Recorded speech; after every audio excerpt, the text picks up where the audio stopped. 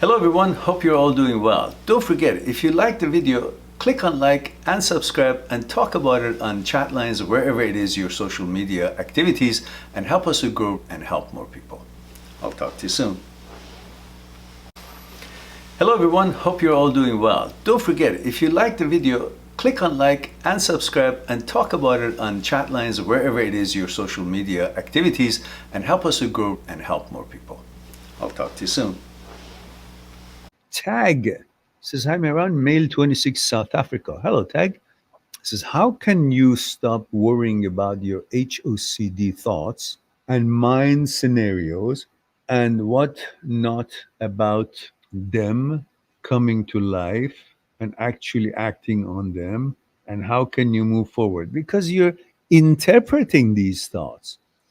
The whole idea of being able to understand and rewire your brain is to not entertain these thoughts as they have no roots. Their roots not in you. Their roots are outside, meaning there are thoughts and suggestions that are not related to you.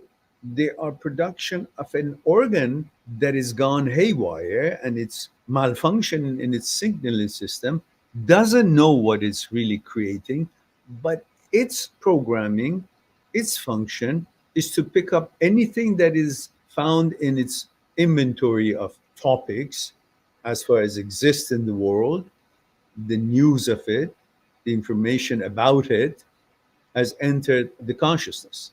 Any product line, any technology, any lifestyle, any inclination, any food stuff, any colors, any toys, any rockets, any aircrafts, anything about this world, including all talks and topics of sexual orientations and lifestyles and all other designs and products and all matters of this life, they find their way into the consciousness. And the brain doesn't discriminate, doesn't understand the difference between this and that. So makes thoughts with whatever is available here. But you, as the entity who has awareness, instead of judging the usefulness of the thought or suggestion or the images, you accept them instead of saying, well, just like a thought of something that you have no use for, it shows up, such as, I don't know, a machine that turns cat poo to dog poo.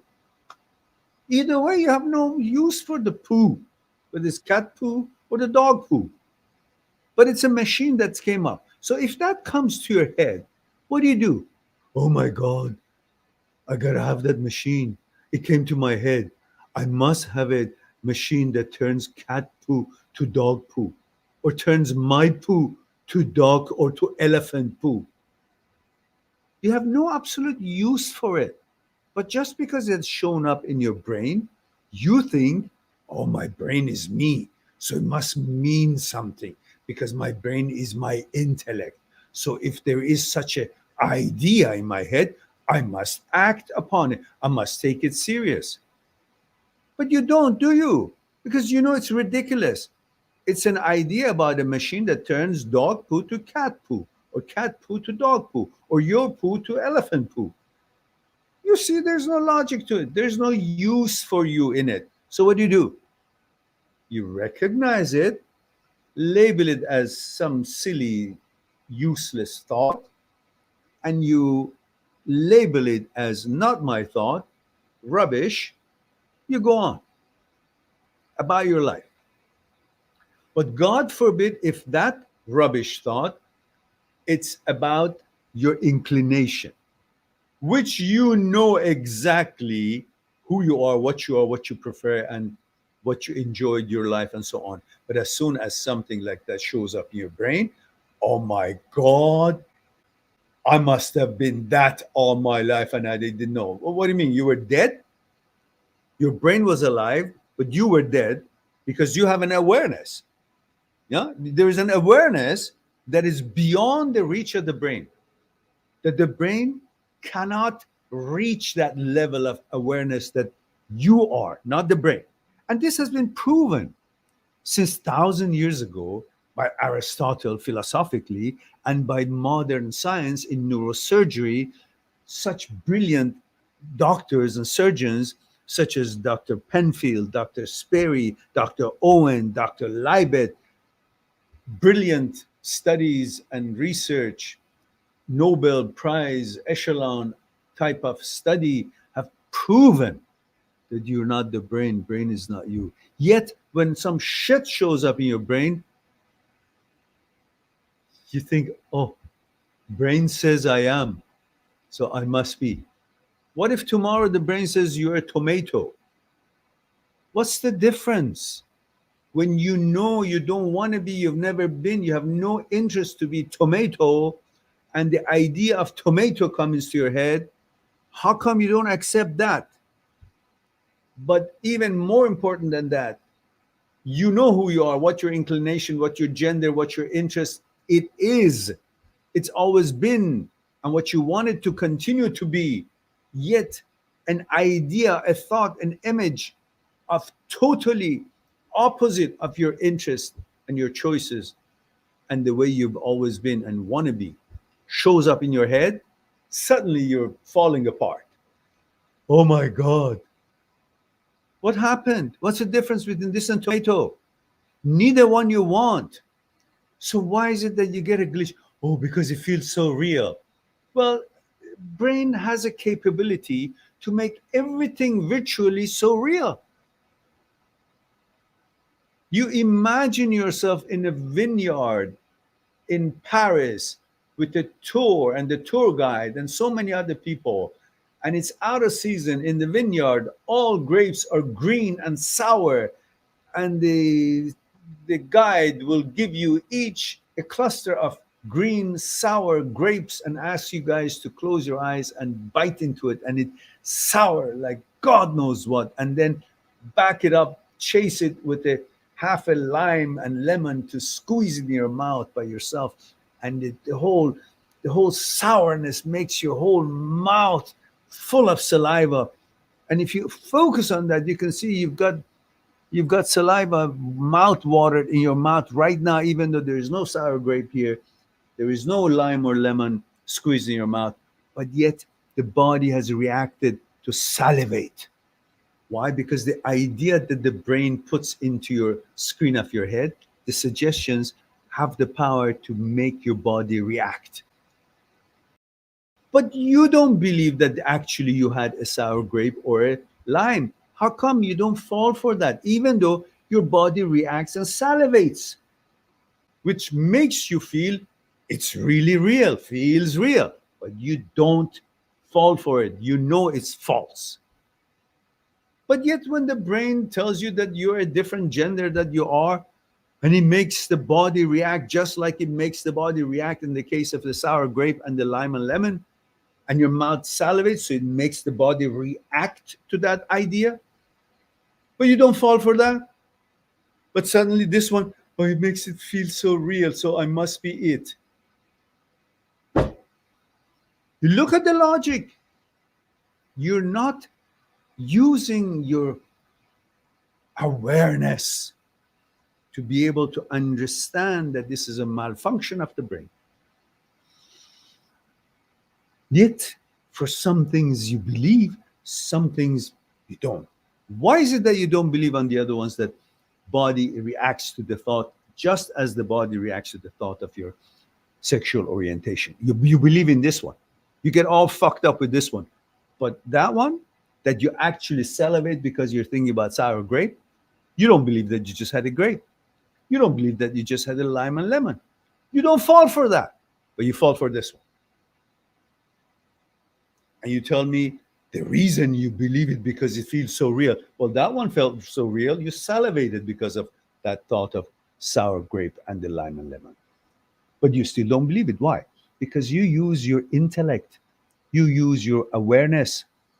You have made a selection. You can open your eyes and see the actuality and virtuality are different.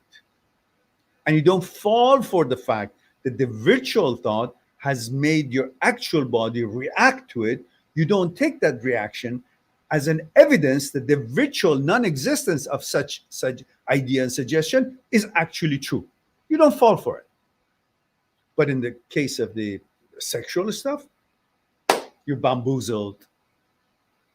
But you don't fall for the virtual effect of the brain's suggestion of the sour grape and the lime and lemon, which causes your actual body react and salivate.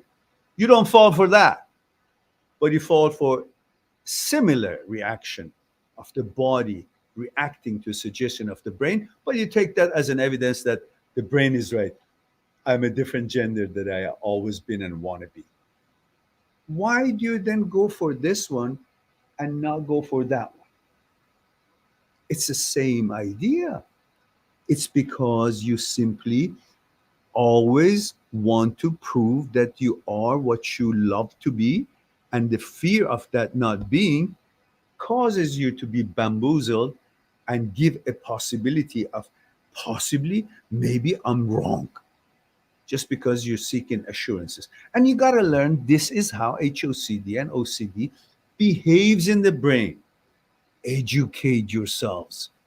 Don't fall for that bullshit. Have some guts, have some balls. Protect what you love, protect your principles. Our forefathers didn't just let go their land and their loved ones just because there was an attack on it. They stood their ground and defended it to death. But they didn't relinquish their post.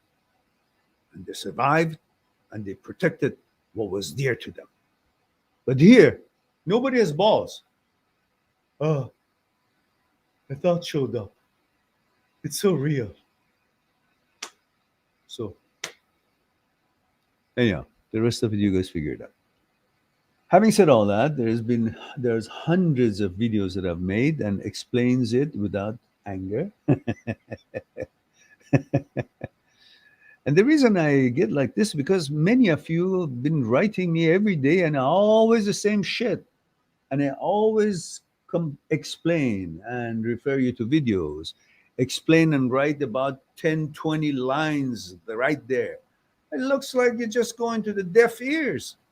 As long as you don't want to put to work the science and research of the psychology, psychotherapists, and neuroscientists and neurosurgeons and all their experiments and the studies and research to work for you, you're going to fall at the mercy of some malfunctioning, fucked up brain, OCD brain, and ruin your lives.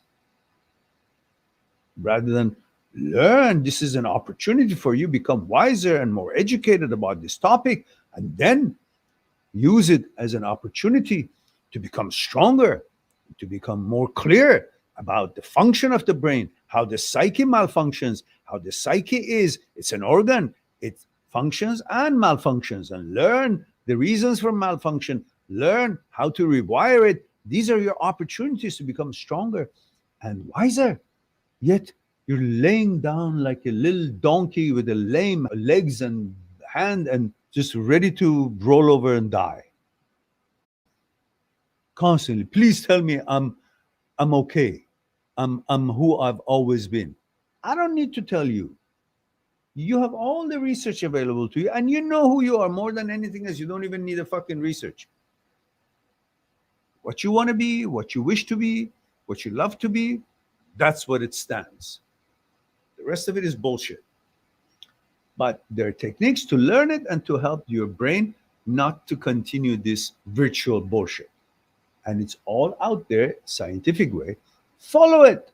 Instead of constantly, everything comes to your head, you get affected by it. Apply the principles when these things come to your head so you can rewire your brain.